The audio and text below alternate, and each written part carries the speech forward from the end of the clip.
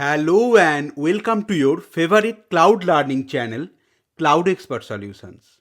And welcome back to AWS Certified Solution Architect Associate Certification Bootcamp.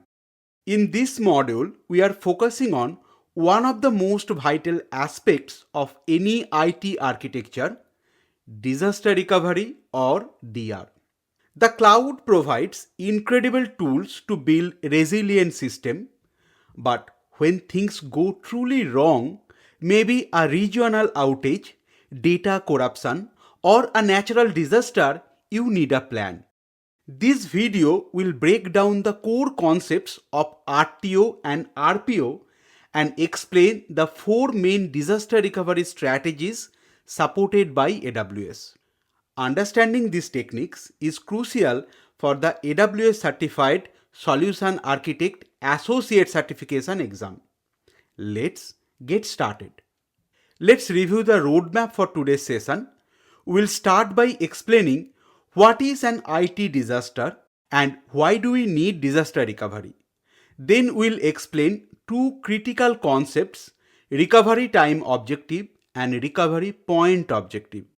We'll then review four disaster recovery techniques one by one, and before concluding the session, we will discuss key takeaways and exam tips. On behalf of the CloudExpert Solutions team, I would like to thank you for joining us and exploring this bootcamp. So what actually constitutes an IT disaster? It is an event that stops your business from operating normally and accessing the data.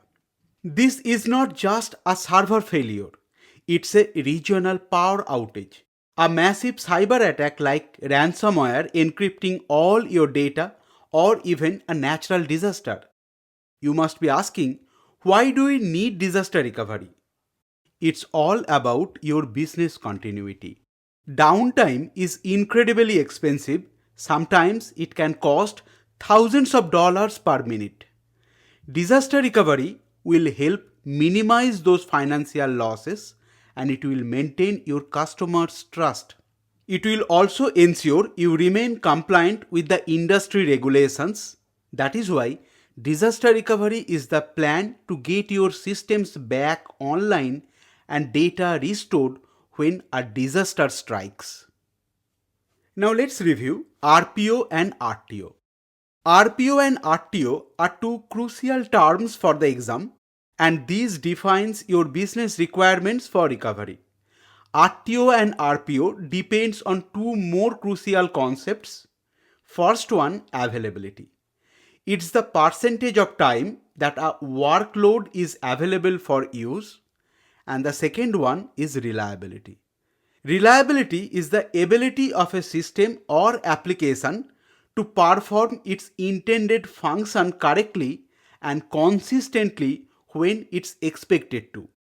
Now you must be thinking, why do we need availability and reliability together? Because we not only need accessibility of the application round the clock, we also need consistent user experience. Since we understand availability and reliability, let's focus on RTO and RPO. RTO stands for Recovery Time Objective. This answers the question, how much time can we afford for a system to be down? It is the maximum acceptable delay between the interruption of service and restoration of service after the disaster. It can have varieties of units and it is sometimes measured in minutes, hours, or even days. Now let's understand this using a diagram. Here is our database and the timeline. The database was backed up at 12 am. The disaster strike at 2 am. Then the database was recovered around 3 am and all the applications are back to normal at 6 am. That means our application is interrupted and not available in full capacity between 2 am to 6 am. So here the RTO is 4 hours, that is the time between the disaster and the successful restoration of the service. Next is RPO. RPO stands for Recovery Point Objective. This answers the question, how much data can we afford to lose? It is the maximum acceptable amount of data loss after a disaster. Although we are measuring data loss, this is not in terms of amount of data, but in terms of time, how much time the backup is not available, and it is measured in hours or minutes. From this scenario, we don't have any data backup between 12 am and 2 am because our data was backed up around 12 am and the disaster strike at 2 am. That is why all the transactions between 12 am to 2 am was not part of the previous backup and those transactions are not backed up. That is why the RPO for our use case is 2 hours. Like RTO, RPO is measured in seconds, minutes or hours. And for the certification, you should remember, lower the RTO and RPO time usually means higher cost and complexity. The AWS certification often asks you to select the most cost-effective solution which meets specific RTO and RPO requirements. Now let's review the available disaster recovery strategies. AWS offers 4 primary strategies for disaster recovery, and for the certification exam, you need to know these 4 strategies in order as they represent a spectrum of cost versus performance, which is RTO and RPO. The slowest and cheapest method is backup and recovery, where RTO in terms of days and RPO is hours. Moving up, then we have Pilot Light, where minimal configuration is running and their RTO will be hours, but RPO can be minutes or hours. The next is Warm Standby, where a scaled down version of your environment is running in a different region. You can expect RTO and RPO in terms of minutes for that. And the fastest and most expensive is multi-site, which is an active setup in multiple AWS regions, where RTO will be in terms of seconds, but RPO can be near 0. We will cover all these 4 strategies in subsequent slides one by one. Let's start with strategy number 1, backup and restore. The simplest and the lowest cost strategy is backup and restore. In your primary region, your production environment is running and you are taking regular backups using services like AWS Backup for EC2 instances or EBS and RDS snapshots. Then these backups are stored in a durable S3 storage, often replicated to a secondary region. When a disaster happens, your production site is gone, but your data is safe in S3. You then need to launch a brand new environment in a secondary or DR region and you restore the data from S3 into new database and file systems. In terms of characteristics, here the RTO is long, sometimes hours to days, because you have to spin up all the infrastructure from scratch. The RPO is dependent on your backup frequency. More frequent backup, less data you are going to lose.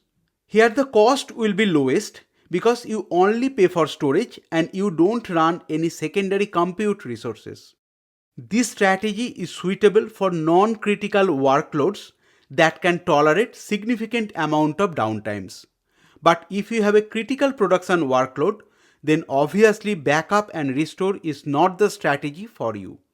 Moving on to our second strategy. Next up is Pilot Light strategy. Think of a gas heater.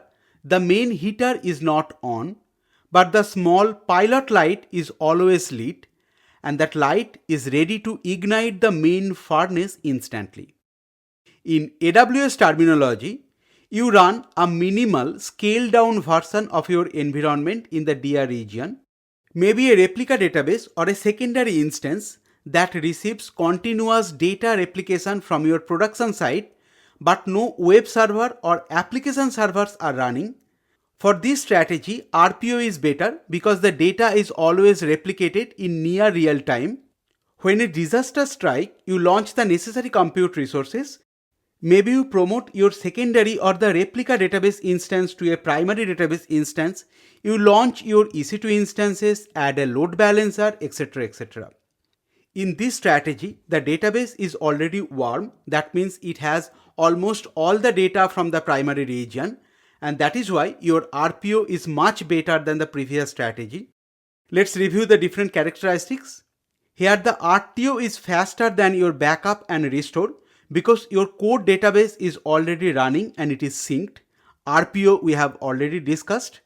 However, the cost is higher than backup and restore because you are paying for minimal, always on compute and networking resources. Warm and standby takes Pilot Lite a step further. In this strategy, you run a fully functional but scaled down copy of your entire production environment in the DR region. You have your web servers, app servers, and databases are running, just maybe on smaller EC2 instances or maybe with fewer instances than production. All your data is replicated in near real time. When a disaster hits your primary region, your secondary region is already warm and running. You just promote your database, scale up the instance sizes to full production capacity, and scale out by adding more instances if needed. Then you can add load balancers and update your DNS record to point all the traffic to the DR region. In terms of characteristics, the RTO is very fast. It will be in minutes because everything is already running. RPO is also excellent. However, the cost will be higher than Pilot Lite because you are paying for almost a full parallel environment.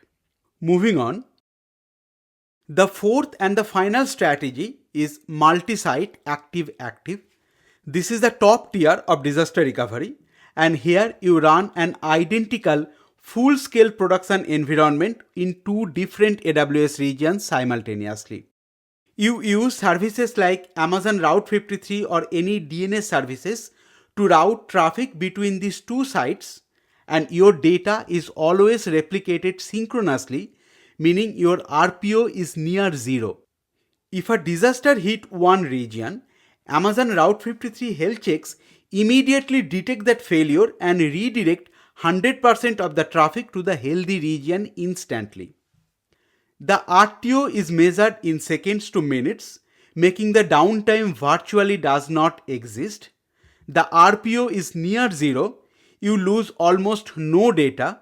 However, the cost will be highest because you are running two full parallel environments side by side. But this is necessary for any business critical applications where any downtime is unacceptable. Now let's back to our first diagram where we started. Here is the disaster recovery technique spectrum. For the AWS certification, you need to remember this spectrum. Towards your left, the data is cold or backed up or archived. There is no real-time replication. That is why RTO and RPO is very high. However, the cost is low. As you traverse from left to right, RTO and RPO will be reduced and you will have more real-time data sync. However, the cost will also increase. During the AWS certification, you can expect 1 to 2 scenario-based questions where the question will provide some RTO and RPO value and your task would be to choose the solution with optimal cost for the given RTO and RPO value. During the AWS certification, one common mistake is opting multi-AZ or deploying applications over multiple availability zones is considered as disaster recovery. I don't want you to do this mistake. That is why you should understand the difference between multi-AZ and multi-region when it comes to disaster recovery. Multi-AZ protects your application from infrastructure failure within a single AWS region, and it will ensure high availability. If one availability zone goes down, a standby copy in another availability zone takes over automatically, and that will typically happen within seconds. It is for high availability. However, multi-AZ is not for disaster recovery, as multi-AZ cannot sustain large-scale events when an entire AWS region goes down. On the other hand, Multi-region protects your application from an entire regional outage, that is a natural disaster taking out a whole AWS region. This is a true disaster recovery strategy where you deploy resources in separate geographic areas, and you can use services like Amazon Route 53 to failover traffic if an entire region becomes unavailable. That wraps up this module. If you found this video helpful, please give it a thumbs up and subscribe for more AWS exam preparation courses and cloud certification bootcamps. Got questions or feedback? Drop them in the comment. We love to hear from you. Thanks for learning with us at CloudExpert Solutions. You are now one step closer to crushing your exam. See you in the next module.